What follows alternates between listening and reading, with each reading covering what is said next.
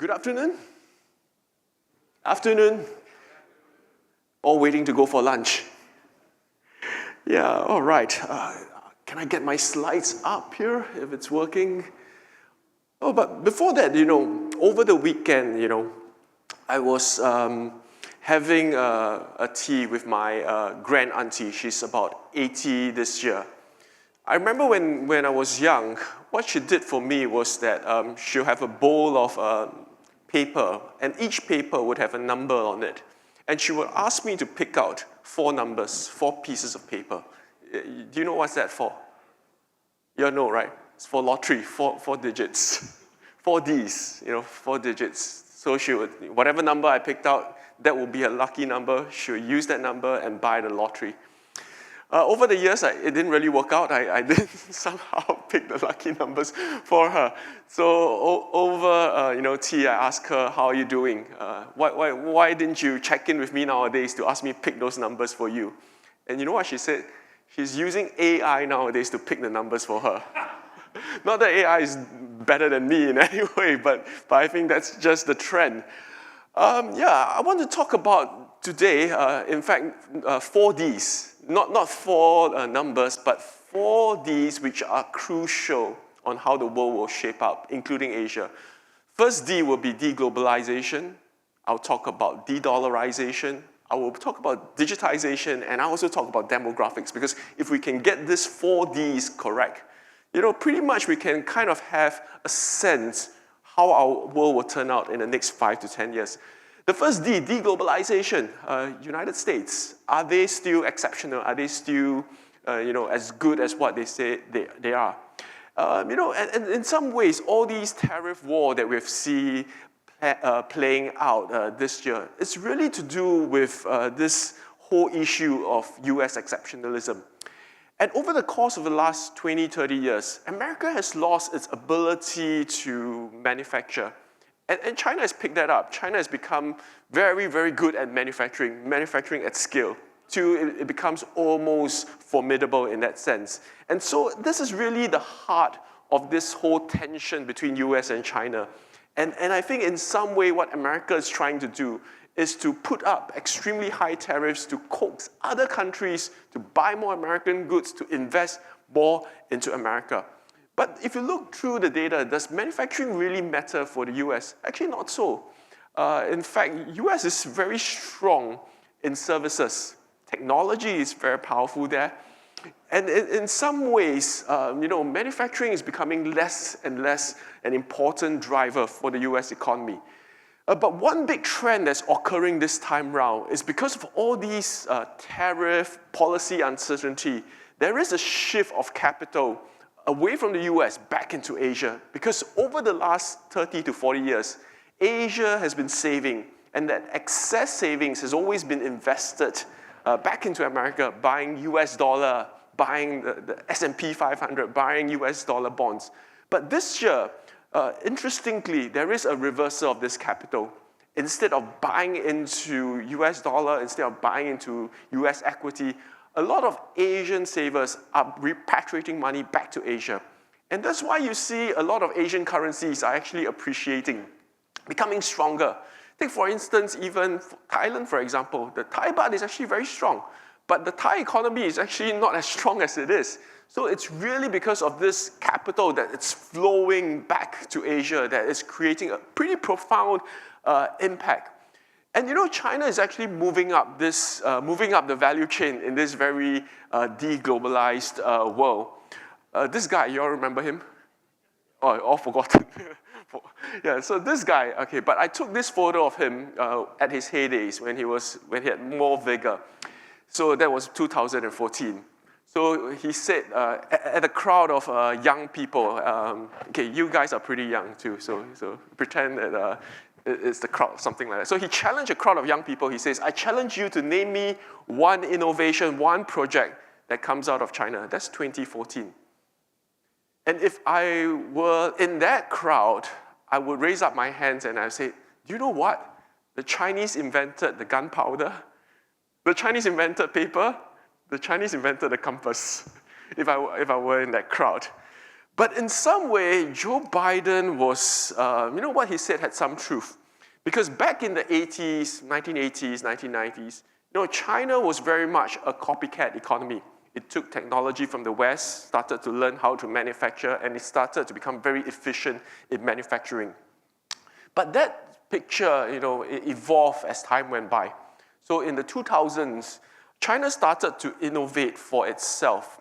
It used a lot of Western concepts. For instance, Alibaba is a version of Amazon, Youko a version of YouTube, Baidu a version of, it's actually Google, WeChat is actually a version of WhatsApp. So it uses the technology, the platforms of America and apply it for their local population from a Chinese context perspective. But over the last, when Joe Biden made that statement, what he did not see was that there was a transformation that was happening already in China in the 2010s, 2015s, where China started innovating not just for itself, but it started innovating for the rest of the world. ByteDance started to come out, TikTok, kind of a social media app that was exporting to the rest of the world. DJI, the drone company, became one of the, if not the largest drone making company of the world. And over the last 5 years or so, we saw the rise of BYD, becoming the world champion in terms of electric vehicle out of nowhere. It's almost like, we were in the pandemic, in COVID, we were locked down, and when the gates were open, wow, we have BYD becoming one of the biggest EV makers of the world. But also very interestingly in recent years, because of this rise in China, America started to curtail the manufacturing ability or the access to technology of China. So for instance, even Huawei, remember under Trump 1.0, there was lots of restrictions on Huawei because at that time, Huawei was very much using American technology. It was built on Google's Android system. It uses chips from America. So what happened with all this restriction was that Huawei had to reinvent itself. So about 2 years ago, or 2 or 3 years ago, Huawei launched the Mate 60, this phone there.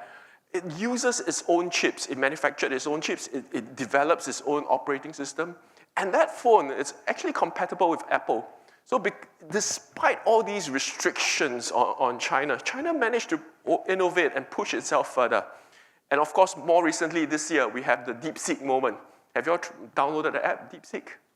Does it work? Not too bad, huh? Yeah, so DeepSeek also a rival for ChatGPT. But I think more importantly, what's going to be interesting for China in the next 2 to 3 years would probably be robotics, humanoids. I think this is something that's going to be quite interesting. But of course, in China, everyone was scared back in 2021.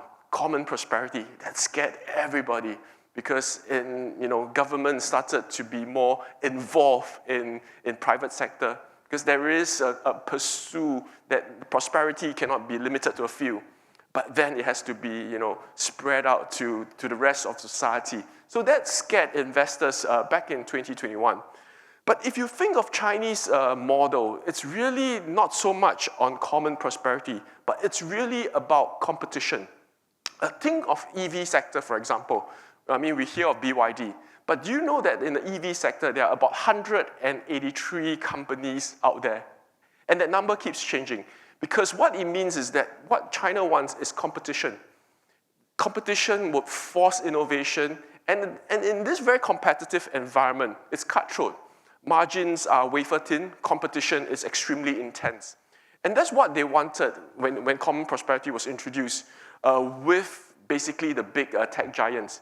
Because prior to 2021, it was essentially a duopoly. Basically, Tencent and Alibaba was the duopoly in China's economy. And because they are the biggest platform, they dictated prices.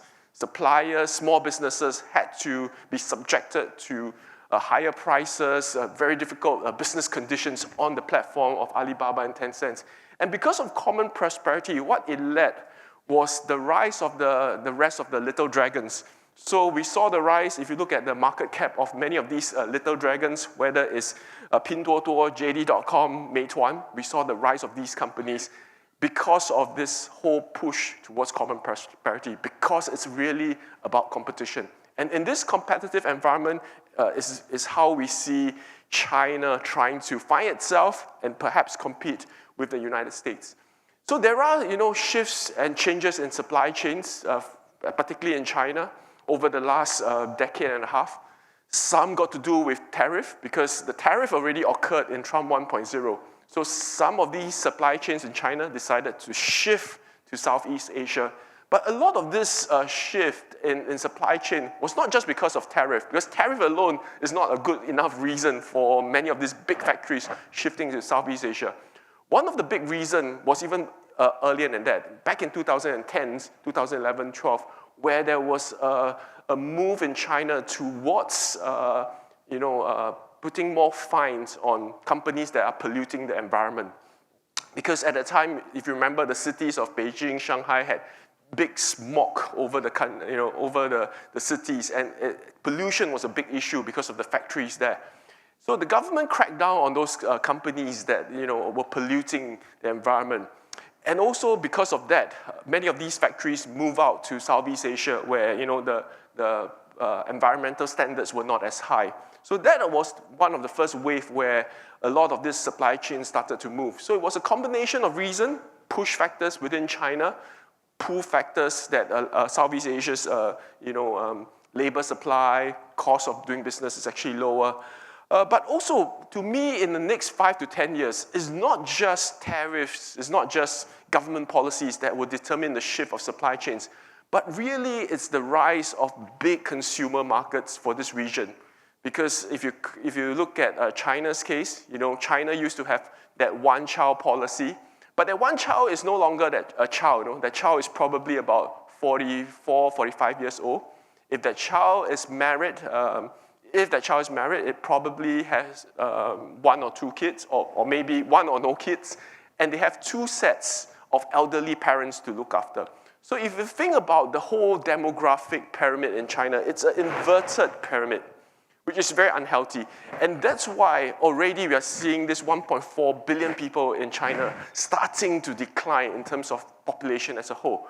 But on the other hand, India, ASEAN, if you combine the population together, it's 2.1, 2.2 billion people. And that population is rising because in ASEAN and in the whole, in India, the average age is around late 20s, and they have on average 4 to 5 siblings.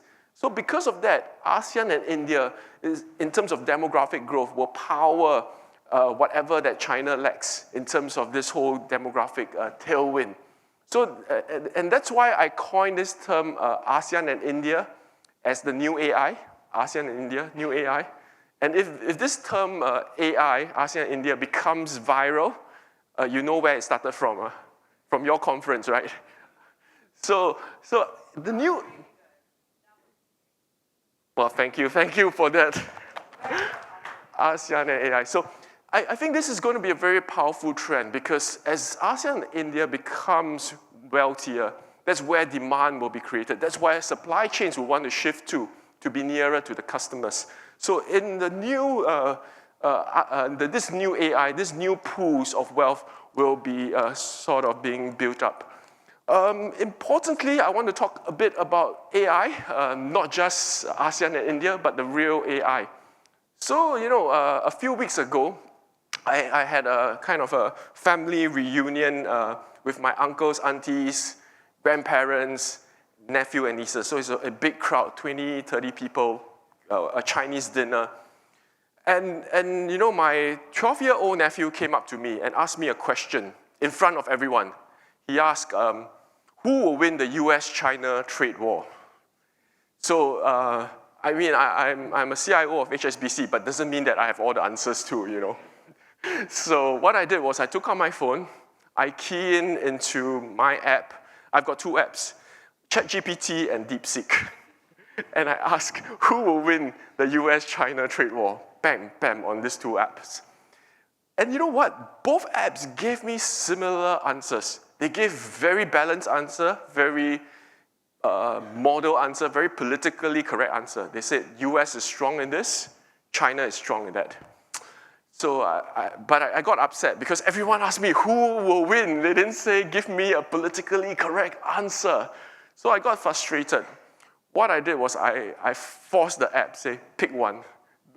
Pick one winner. You've got to pick one. So when I keyed that into ChatGPT, ChatGPT reluctantly said, okay, if you force me to pick one, I would have to say, yeah, US, right? It's an OpenAI US model. So it said, yes, if you force me to pick, I would have said it's US because US is financial strength, military, da da da da. And then I asked DeepSeek, pick one. I have to confess, I told this joke at the previous conference.